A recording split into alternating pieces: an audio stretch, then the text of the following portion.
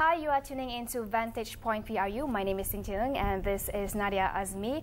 And we are traveling across states in Malaysia to speak to youths to find out what are the issues closest to their heart and what matters most to them. And we are here today at the really beautiful University Malaysia Sabah. And I have three young Sabahans here with me today to tell me what are some of the issues pertaining to youths in this state and what are their aspirations in light of the next general election just around the corner. Now, I would like to introduce three of my guests. On my far left, I have Anne Marianne. She is a youth officer with the Youth Prep Center at Alam Mesra in Kota Kinabalu. And next to her, we have Daniel Doughty. He is an entrepreneur. And next to me, we have Ryan Su. He is a lawyer and chairman of the Young Lawyers Committee, Sabah Young Lawyers Committee. And I would like to start the show by saying that I've been around KK for the past 2 days and talking to youth especially. And one of the things that they tell me that concerns them most is job opportunities, and there is a lack of job opportunities or attractive job opportunities in Sabah. Maybe Anne could share with us, because you work with youths, right? You help youths find jobs as well. Is this true? I would say that there are job opportunities, but attractive job opportunities. That's why a lot of Sabahan youths are going to West Malaysia because of the pay. I checked online, and Sabah has the lowest pay among all the states in Malaysia, so which I find quite surprising when everything's going up. The prices of things are going up. So Ryan, since you're a young lawyer, you just probably graduated a few years ago. You are Sabahan and you chose to work in a law firm in Kota Kinabalu itself. I have lots of friends, young lawyers as well, who chose to get out of Kota Kinabalu after SPM and do their foundation year in KL and also remain in KL or anywhere in the peninsula and find a law firm to work at. So for you, yourself personally, why did you choose to stay and remain in Kota Kinabalu? It's actually very true. Going to West Malaysia, going to Singapore or the UK are probably the more rational decision to make, because on average, they probably make 2,000 or 3,000 more. The average household income in Sabah is 3,100 for the entire household, and in Selangor is 5,900 for the same household. As to why I came back to Sabah, to Kota Kinabalu, it's not so much for the pay, but it's because I have this sense of belonging, and I just felt and I know that I have to come back to KK, to Sabah, to contribute to the economy. So when we relate to what Anne just mentioned about, low wages here compared to jobs in the peninsula, do you see that as a issue, low wages, and also maybe not as many job opportunities that youth really want here? Do you find that to be true? Absolutely, absolutely true. Because in Sabah, we don't have developed industries. We don't have a lot of high-level manufacturing. We're talking about semiconductor factories, or casinos, or things like really, really multinational corporations based in Sabah. We have none of those, and jobs that are left here are only the necessary jobs, the essentials.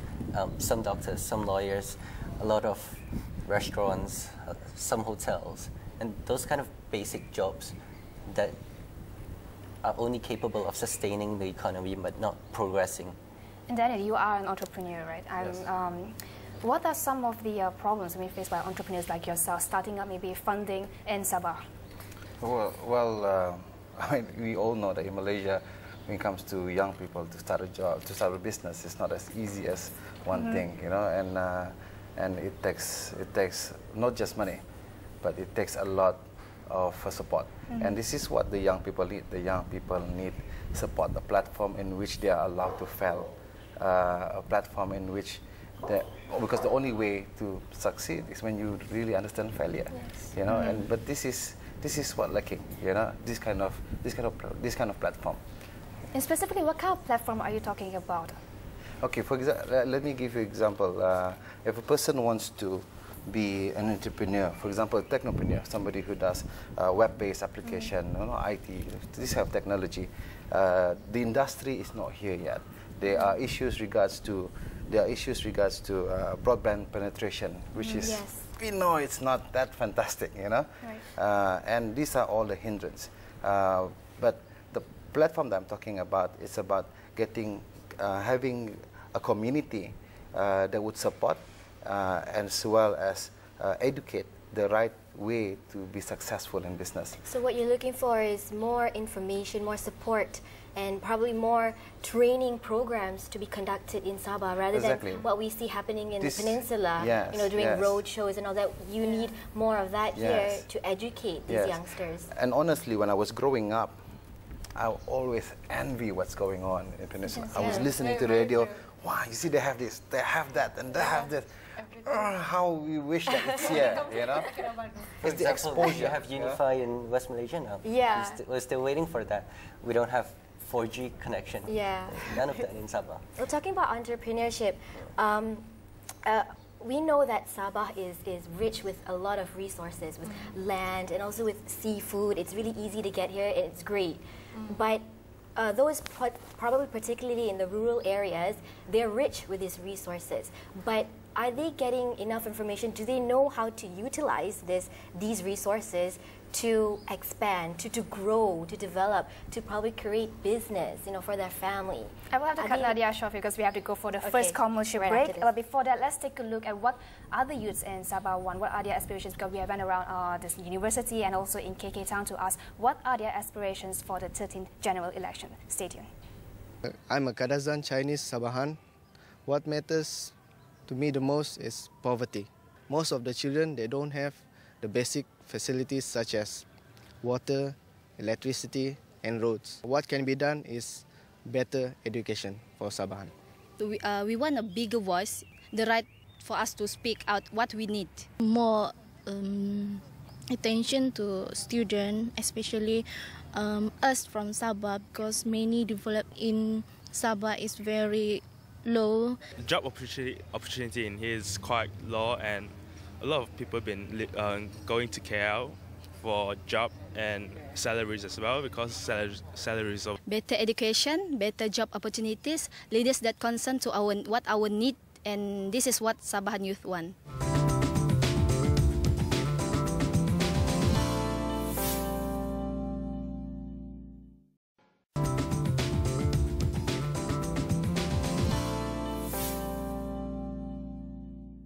Hi, you're still watching Vantage Point PRU, and we are here to find out what Sabahan youth wants. Nadia, you had a question earlier. Yeah, we were talking about entrepreneurial and commercial opportunities in Sabah for the youth.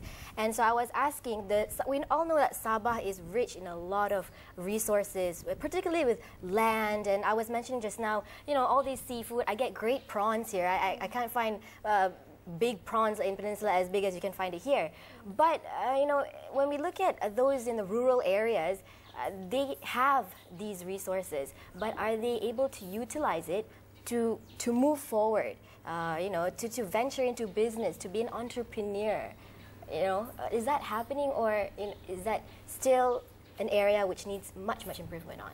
What do you think, as an entrepreneur, from your point of view?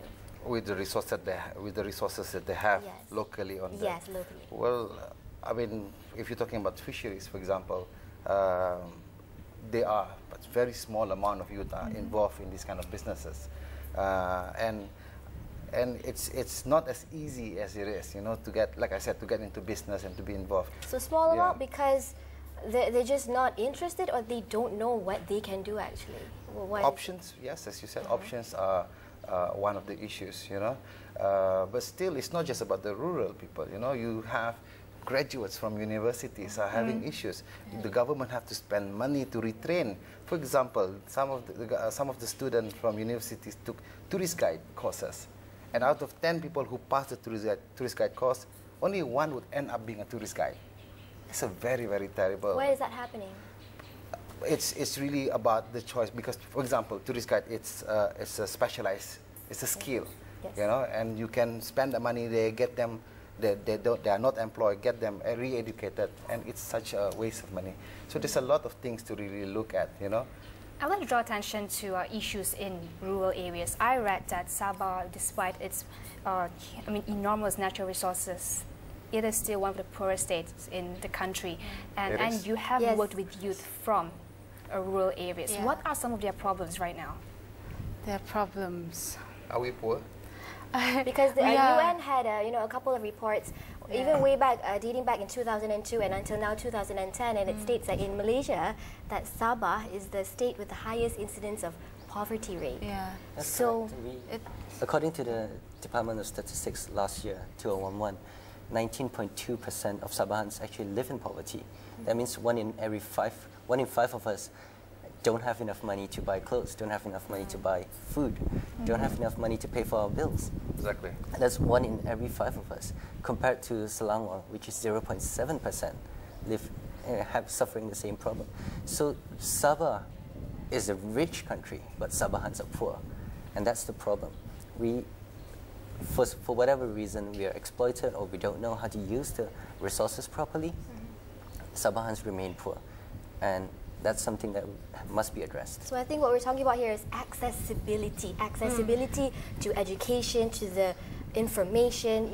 You guys need to be, Sabahans probably need to be more well-informed. I got my friend who worked 3 jobs. Still is not enough. Yeah, and it's here in Sabah. You know, things are expensive. It's not and things are rising every day. The prices are rising every day, and we complain about it, but nobody really does anything about it. Let's talk back to about job opportunities. Of course, the federal government has big plans like the ETP and GTP, and Sabah itself, you have the Sabah Development Corridor. How aware are youths of these initiatives? Do they think it's going to benefit them in the long run? Because in Sabah alone, you have 1.1 million young Sabahans, and they will be the driving force in the economy in the next few years, the next 10 years. So what do you think the Sabahan youths can do? I mean, what more do you need from the state government? Going back to whether the Sabahan youths know of this initiatives, I think they do. We've read about that, but we don't see them. Do you feel trickling down to youth? We don't, right? Last year, 2011 again, the state budget for the Ministry of Youth and Sports is 210 million ringgit. I've not seen any of that. I have not seen a single work of that. Maybe the government does not think I'm a youth anymore, but... Maybe could that be a problem in the government engaging in youths? Maybe there isn't a suitable platform. It's, at the end of the day, honestly, it's the approach. You know, a lot of money that is available are spent on projects. And I really, on dealing with youths, I really like to see a really focused goal, you know, and a lot of money just for the sake of projects. And it would be very difficult if this continue, this kind of trend continue. You know, I'll give you, there are some example, the computer, the laptop, government giving out laptops.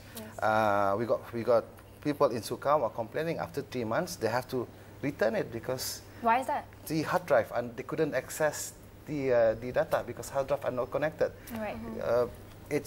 And not only that, once they receive it, then the question, what am I going to do with this?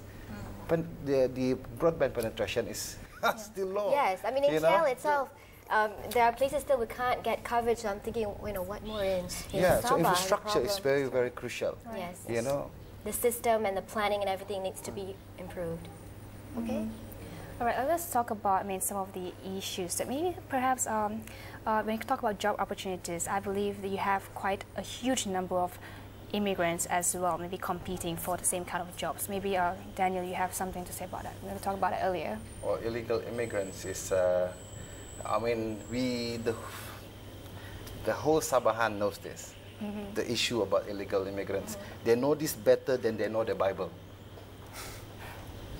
And at the end of the day, generally Sabahan knows it's an issue, but at the end of the day, the issue should be focused at looking at the politics. The politics are believed to be the cause for this, you know, and this is what the youth need. The youth need changes. When we talk about politics, now we see the evolution, the explosion of the internet in terms of social media, new media, Facebook and Twitter and all of these blogs. So all of these information on the political developments are being disseminated so much faster than ever in massive amounts, being accessed by youth so easily. What kind of impact does this have on the youth? Is it more of a harm than a good thing? I mean, you know, that will inevitably affect the minds of the youth on politics. So maybe... I will need to go for our last commercial break, but maybe Ryan could answer that question once we are back.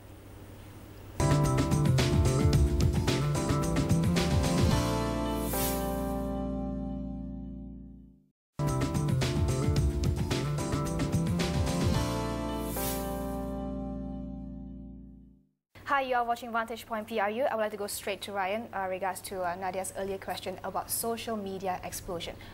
How is it changing the how you perceived politics in Sabah? Are they more engaged now? Absolutely. There are more and more people, especially youths, who are so into Facebook, so into Twitter, and so into blogging and all this internet media. The youths are definitely more aware of what's happening around them. But how do you see this changing the political landscape? Because we have 1.1 million young Sabahans. That's right. I think it won't be possible to say that all these 1.1 million have access to Facebook. Most of the urban youths will have access to all this internet media, but the rural youths are still do not have access to this information, and it's very difficult for them to make an informed decision as to who to vote for, who the candidates are, who the MPs or aduns are, because they simply don't know who they are. They simply don't know what the policies or manifesto are. But they have this mainstream media. That's the only source of information, and that's unfortunately quite biased. Okay, you mentioned political candidates. Candidates, right? I'd like to ask, what kind of candidates do you want to see representing Sabahans? And I think that would be a hard question to answer. Like everybody wants, like you said just now, the 16 values. But I think what would be good for Sabah is somebody who listens, somebody who knows, who wants to know what we are thinking, especially the youths, who comes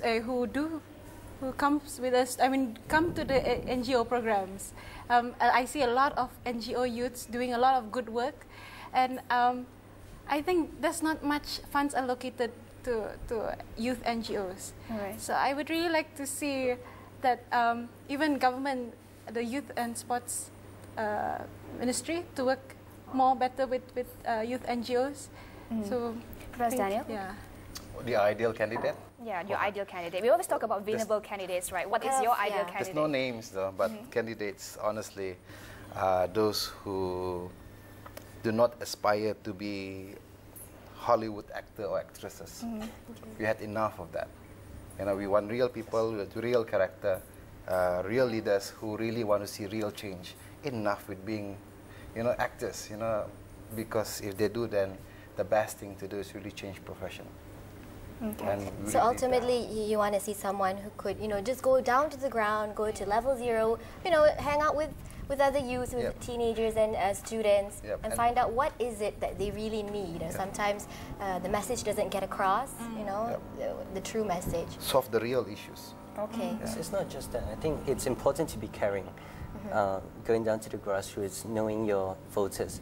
But it's also important to have a genuine leader. There's no point going down, asking what are your problems, solving these piecemeal problems when nationally or in the entire state we have so many other problems that need to be solved. You must have a competent leader. You must have an accountable and responsible leader as well. Yeah, but I agree with Anne that grassroots touch is very important. So execution is the most crucial element right now. Execution, they can go all about the plans that they have, but execution and the impact that it will have on the youth as well. And also, Ryan, you were mentioning earlier about those in the rural areas.